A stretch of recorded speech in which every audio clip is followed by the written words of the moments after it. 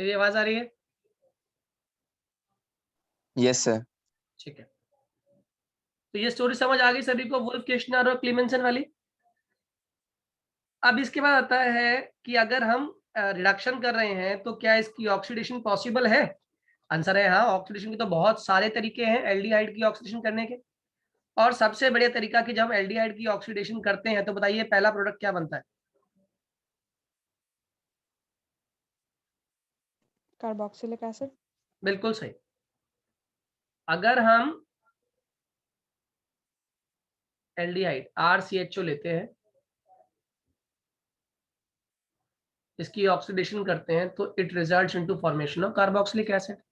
अब ऑक्सीडेशन करने के कई सारे तरीके आपको पता है। आप इसके अंदर कॉपर डाल दीजिए 573 केल्विन पर, माइल्ड ऑक्सीडेशन करेगा। आप इसमें डाल दीजिए टॉलरेंस रिएजेंट, अभी बढ़ाऊंगा आपको क्या होता है, क्या करेगा, माइल्ड ऑक्सीडेशन करेगा। आप इसमें डाल दीजिए फेलिंग सॉल्यूशन, क्या करेगा, माइल्ड ऑक्सीडेशन करेगा। लेकिन अगर आप इसमें डाल देंगे KMnO4, K2Cr2O7, CrO3, आप इसमें डाल देंगे आपका ऑक्सीडेशन स्ट्रॉन्ग करने के लिए हाँ HNO3, ये सारे कंपाउंड क्या करते हैं, स्ट्रॉन्ग ऑक्सीडेशन करते हैं। Am I clear? जल्दी बोलिए। Yes sir. और जब भी एल्डिहाइड की ऑक्सीडेशन करेंगे the resulting product would be carboxylic acid. एक क्वेश्चन लिखिए जरा, आपके पास पेंटेनॉन है,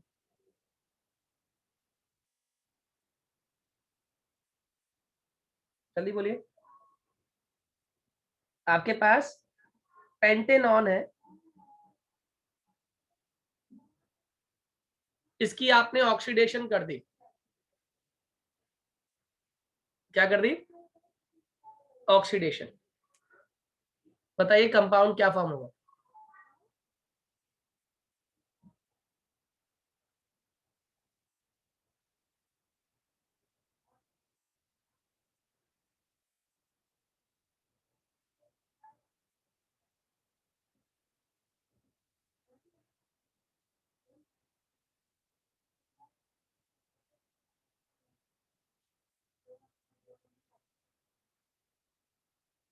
बोलिए। मेरे सर? पास पेंटेनॉन है, पेंटेन 2 ऑन मान लो या पेंटेन 3 ऑन मान लो, इसकी आपने ऑक्सीडेशन करनी है।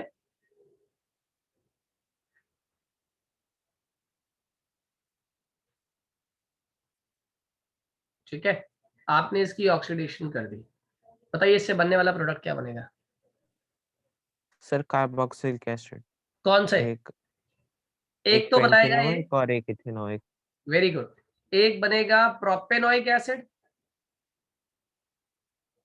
और एक बनेगा ethanoic acid. Am I clear to everyone? Cleavage यहां से हो जाएगी। ठीक है, तो यस। एक तरफ क्या बनेगा ये, प्रोपेनोइक एसिड, और एक तरफ क्या बनेगा, इथेनोइक एसिड। हालांकि देखो एकदम नहीं बनता, सबसे पहले तो ये एल्डिहाइड बनाएगा, और इथेनॉल, जो इथ वाला पार्ट है वो इथेनॉल बनाएगा। लेकिन आप डाला क्या है, KMnO4, तो KMnO4 इथेनॉल को भी क्या बना देता है, आपको पता होगा।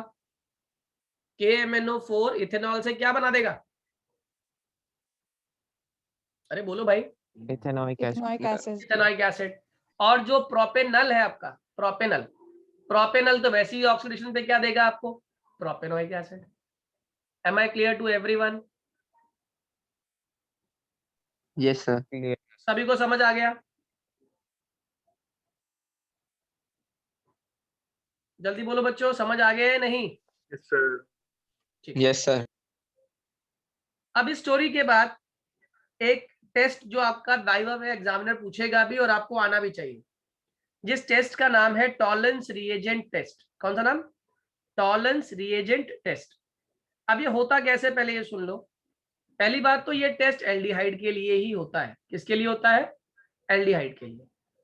और एल्डिहाइड जब भी टॉलरेंस रिएजेंट के साथ रिएक्ट करेगा तो रिएक्ट करने के बाद ये कॉरस्पॉन्डिंग कार्बोक्सिलेट आयन फॉर्म करेगा। टेस्ट का नाम टॉलरेंस रिएजेंट टेस्ट, और टेस्ट की पहचान,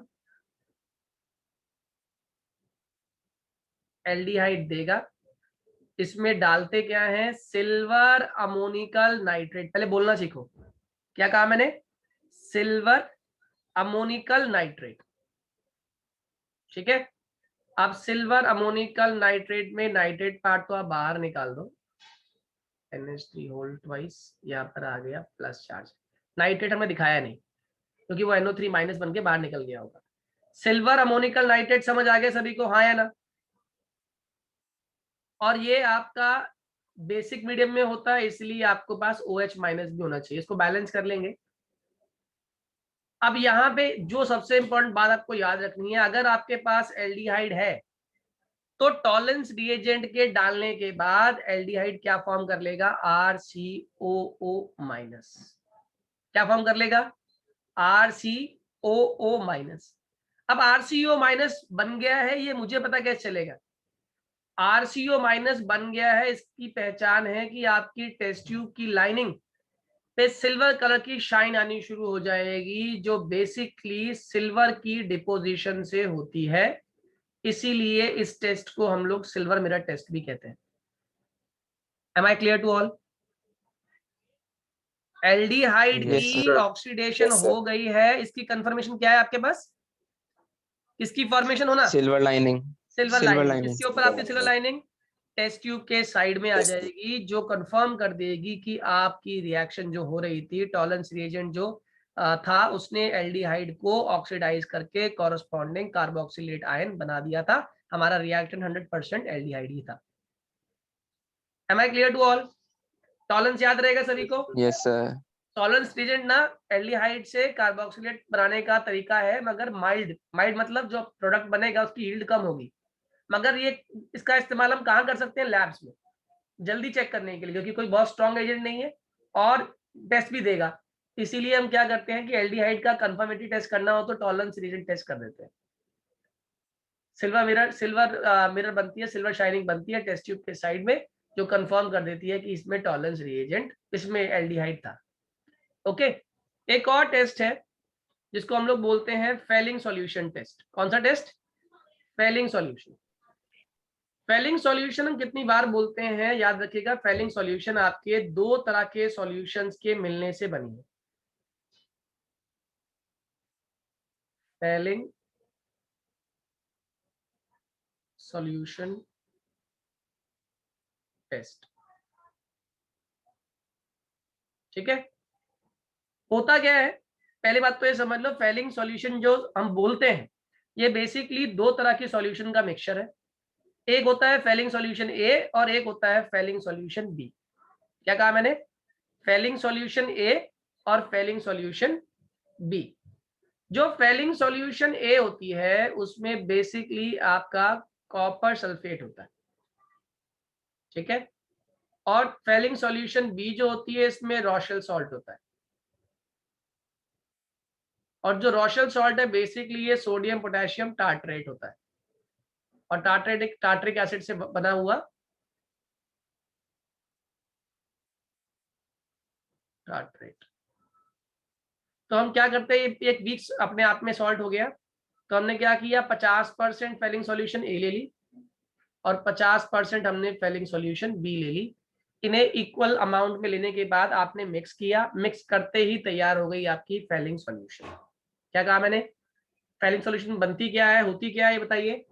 फेलिंग सॉल्यूशन दो तरह की सॉल्यूशन से बनी है, सॉल्यूशन ए और सॉल्यूशन बी। सॉल्यूशन ए क्या है आपका, कॉपर सल्फेट सॉल्यूशन, और फेलिंग सॉल्यूशन बी क्या है आपका, रॉशल सॉल्ट, जिससे हम लोग क्या बोलते हैं, सोडियम पोटेशियम टार्ट्रेट। तो 50% तो हम लेते हैं रॉशल सॉल्ट यानी कि फेलिंग सॉल्यूशन बी, और 50% लेते हैं हम आपका कॉपर सल्फेट जो कि आपका फेलिंग सॉल्यूशन ए।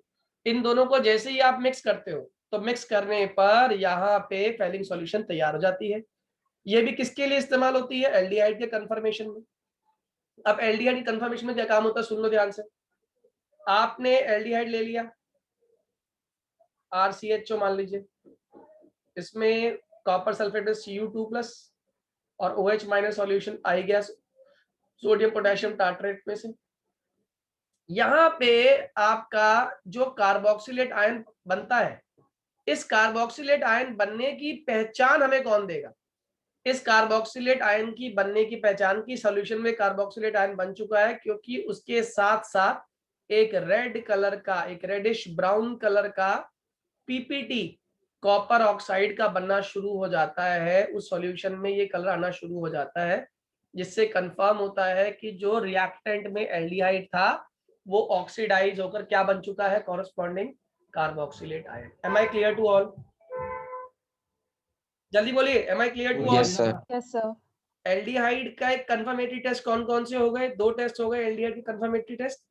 एक कौन सा है आपका? टॉलरेंस रिएजेंट टेस्ट, और एक क्या है आपका? Fehling solution test. टॉलरेंस में आपने क्या डाला था? Silver ammoniacal nitrate. उसमें पता क्या चलता है कि एल्डिहाइड है। अगर एल्डिहाइड है तो कॉरेस्पॉन्डिंग कार्बोक्सिलेट आयन में बनेगा।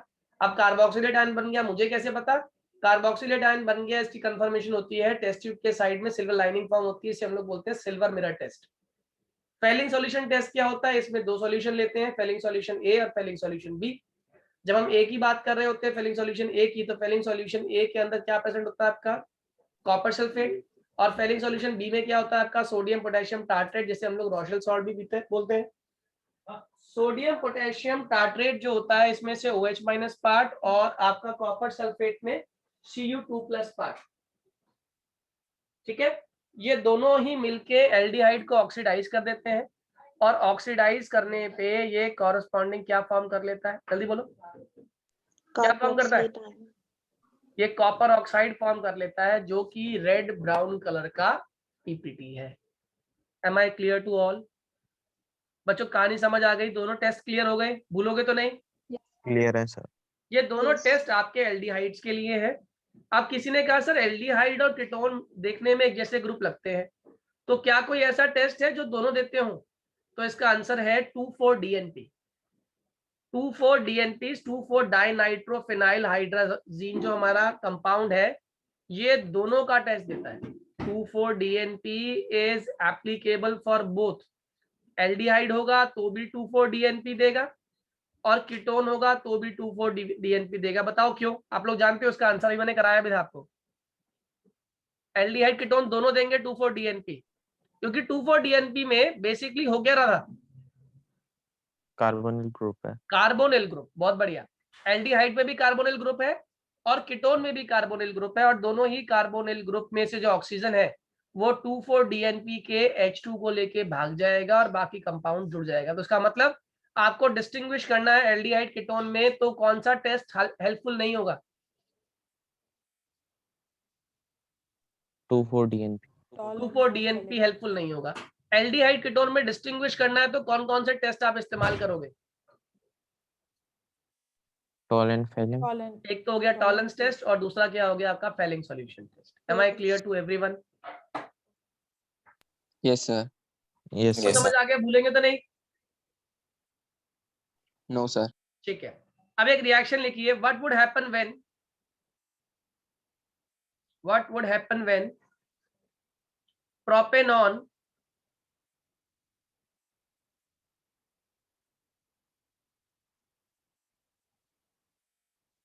Propanone reacts with sodium hypochlorite?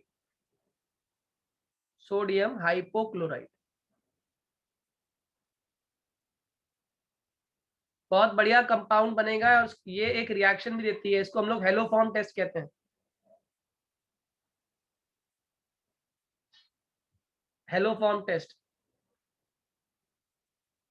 पहले बोला क्या मैंने, क्या बनाने के लिए आपको? आपके पास प्रोपेनॉन है, आपने डाला क्या इसमें? सोडियम हाइपोक्लोराइड, यानी कि NaOCl। हो गया। अब आपको तोड़ना तो आता ही है, बताइए कैसे तोड़ेंगे? NaOCl टूटेगा कैसे? Cl हाइड्रोजन लेगा। देखिएगा, नहीं Cl नहीं, यहां से तो पहले NaOCl तोड़ दो ना।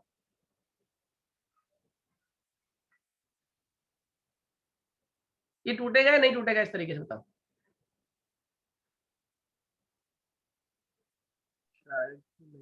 ठीक है, अब आप मुझे बताइए कौन किसको लेके भाग जाएगा और कैसे?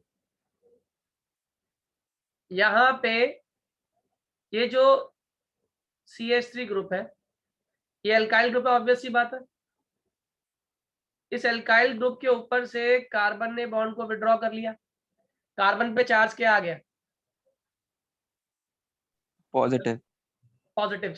ये कार्बन नेगेटिव हो गया ना, तो ये बन गया आपका C C हाइड्रोजन पे बॉन्ड positive। O और इस C पे नेगेटिव, और ये पूरा ONA ग्रुप इस पे अटैच हो गया, यानी कंपाउंड क्या बन गया आपका C C double bond O ONA। और जो बचा हुआ CH3 है वो कंबाइन करेगा Cl से, और अल्टीमेटली आप जानते हैं हर बार Cl किसको लेके जाता है? H को लेके जाता है बाहर। यहाँ पे जो प्रोडक्ट फॉर्म होगा हमारा मैक्सिमम H को रिप्लेस करते करते यहाँ पर क्या बन जाएगा? जब बाहर निकलेंगे तो अल्टीमेट प्रोडक्ट क्या बनेगा? क्लोरोफॉर्म।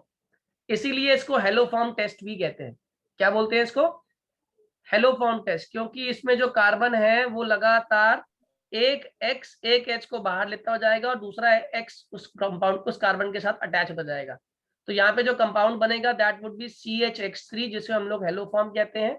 और इसी हेलोफॉर्म के साथ हमारा कंपाउंड जो बनेगा वो है corresponding salt, sodium salt of N acid. बताओ ये जो कंपाउंड बन रहा है आपको दिख रहा होगा, ये C डबल बॉन्ड ONA, ये देखा जाए तो एक एसिड ही तो है। अगर मैंने यहाँ पे HCl डाल दिया तो HCl डालते बताओ ये क्या बन जाएगा? Ethanoic acid. कितने लोगों को इथेनॉइक एसिड बनता हुआ दिख रहा है? Yes, sir. कितने लोगों को इथेनॉइक एसिड बनता हुआ दिख रहा है बच्चों?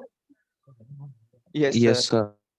ये हमारा फाइनल प्रोडक्ट जो बन जाएगा that would be C single bond C double bond O OH plus साथ में क्या बन गया? Haloform, that is CHCl3।